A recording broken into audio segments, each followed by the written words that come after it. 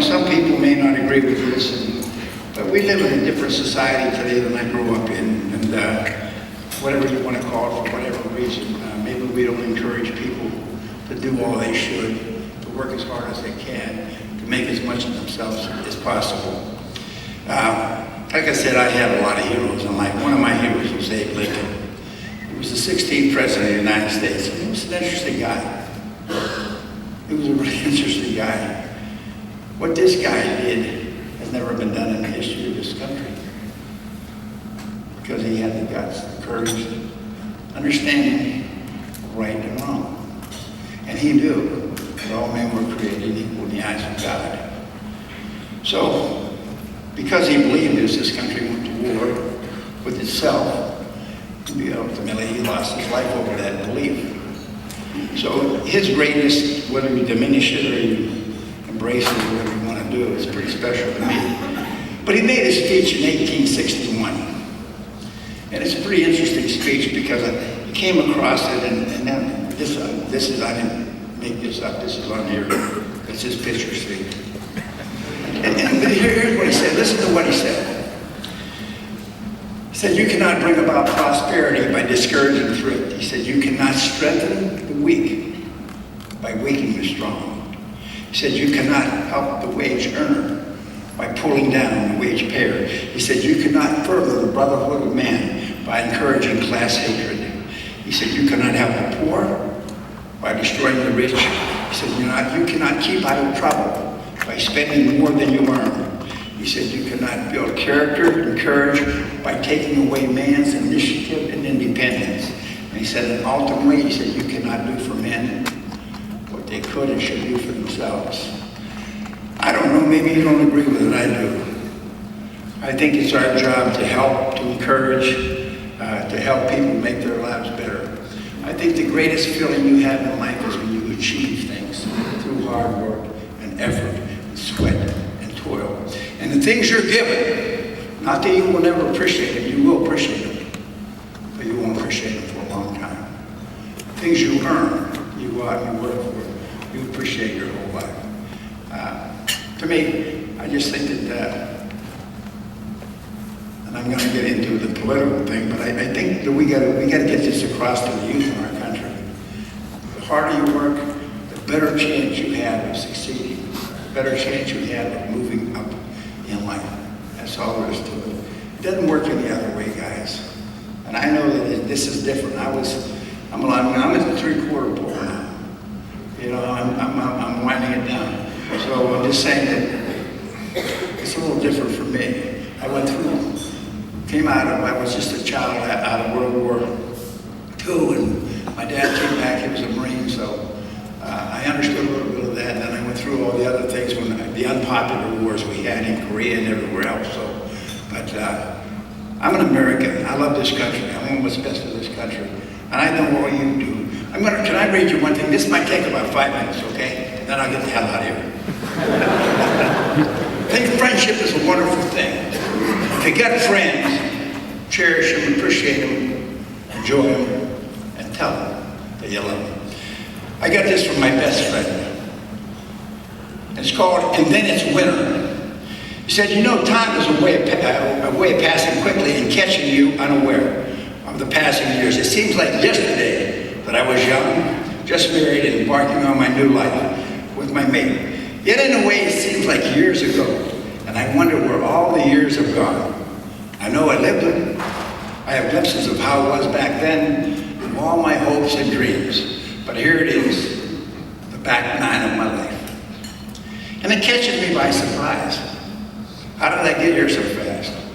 Where did the years go? Where did my youth go? I remember vividly seeing older people through the years and thinking that these older people were years away from me and that they were old people. I was only on the first hole, and the back nine was so far off that I couldn't imagine it. But here it is. My friends are all retired, getting great. They move slower. I see an older person now. Some are in better shape, some in worse shape, but I see great change. Not the ones I remember who were so young and vibrant. But like me, their age is beginning to show. We are now the older folks we used to see and never thought we'd become. Each day now I find us taking a shower is a real target for the day. And taking a nap is not a treat anymore, it's mandatory. Because if I don't have my own free will, I just fall asleep where I sit. And I was saying this, I'll interrupt it. I am a professional sleeper right now. So now I enter a new season of my life. I'm prepared for all the aches, the pains, the loss of strength, the ability to do things I wish I had done but never did. But at least I know that though I'm on the back nine, I'm not sure how long it'll last. But when it's over on this earth, it's over. A new adventure will begin. Yeah, I have regrets. There are some things I wish I hadn't done. There are some things I should have done. But indeed, there were many things I'm happy to have done. It's all in a lifetime. So if you're not on the back nine yet, let me remind you that it'll get here faster than you think. So whatever you like to accomplish in your life, do it. Don't put things off too long. Life goes by quickly, you got no guarantees. So do what you can do today. You can never be sure whether you're on the back nine or not. You have no promise that you will see all the seasons of your life. So live for today and say all the things you want your loved ones to remember. And hope that they appreciate and love you for all the things that you have done for them in all the years past. Life is a gift to you. The way you live your life is your gift to those who come after. Live it well, enjoy today, do something fun, be happy, have a great day. Remember, it is health that is a real wealth and not pieces of gold or silver. Live happily in 2014. Lastly, consider the following. Your kids are becoming you, but your grandchildren are perfect. Going out is good, coming home is better. You forget names, but it's okay because most other people forget who you are. You realize you're never going to be good at anything, especially golf. The things you used to care about, you no longer care about. But you really do care about the fact that you don't care about them anymore. You sleep better in a lounge chair with the TV on than in bed. It's called pre-sleep. You miss the days when everything worked with an on and off switch. You tend to use four-letter words more. When? What? But now you can afford expensive jewelry. It's not safe to wear it anywhere. You notice everything they sell in stores is now sleeveless. What used to be freckles or liver spots, everybody whispers. So you have three sizes of clothes in your closet, two of which you'll never wear. But old is good in some things. Old songs, old movies, best of all, old friends. Stay well, old friend. Send this to another old friend and let them laugh in agreement. It's not what you gather, but what you scatter that tells what kind of life you've lived. Today is the oldest you've ever been. It's also the youngest you'll ever be. So enjoy this day. God bless. And now, if you got some questions about anything, because I'm really good at this stuff. You may not agree with the damn thing I say, but any questions? Because you're making the job very easy. Just fire them out. I got you. You had a career in football, you had a career in coaching, you had a career in counseling. Which is the toughest? Well, you know, you go through all the seasons of your life. You know, when you're young and you're robust and you're healthy and you're physical, you want to play the sport. Whether it's baseball, football, basketball, hockey, tennis, whatever, you want to play golf. And as you get older, you realize that you can't do that. So I was fortunate that I was able to work for a man named Tom Landry. Tom Landry was a special man. You know, him and Lombardi, you know, both coached with the Giants back in the 50s. And Coach Lombardi went to Green Bay and Coach Landry went to Dallas. And their lives were based on three things. Now, whether you want to believe this or not, I really don't give a damn, but it was based on three things. Their faith in God, their family, and the values of the family. And that's right, and football. That's true. And it came in that order. And you gotta understand, there's gotta be more to a guy.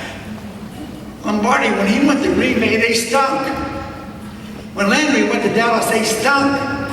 There was nothing there. They built it. They made them believe. They made them understand that there was light at the end of the tunnel. But the price that you were going to pay was going to be significant. You are going to have to work your tail off. It's that simple. When people say, hey, I'm going to give you this or I'm going to give you that, be careful. Be careful. Say, here, people come up and say, listen, here's what we can get. We can get this done if we do this together. Now you got something going. So, you know, when I think about Coach Landry all the time, think of Coach Hallis all the time. Coach Hallis was an amazing man. Think about this. This guy persevered. He robbed Peter to pay Paul. Because of him, the National Football League is what it is today. One of 5 guys, Rooney, Murray, him, a couple other, that was it. He didn't have any money. And I found that out when I started playing for him.